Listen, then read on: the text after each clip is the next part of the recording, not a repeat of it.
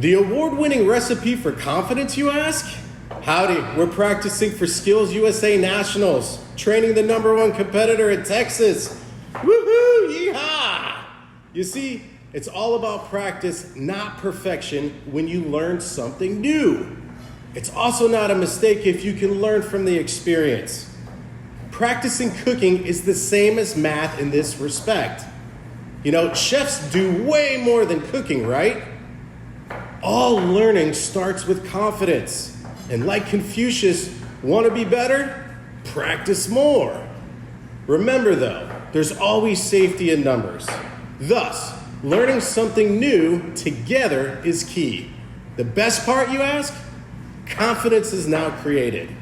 Hey, if you aspire to enter management or become a chef or own your own business, math is absolutely vital. Message me below, and together we will learn culinary math. Let's stop talking and let's start doing. Hashtag we got this. Looky, looky. Chefy got a cookie. See you soon.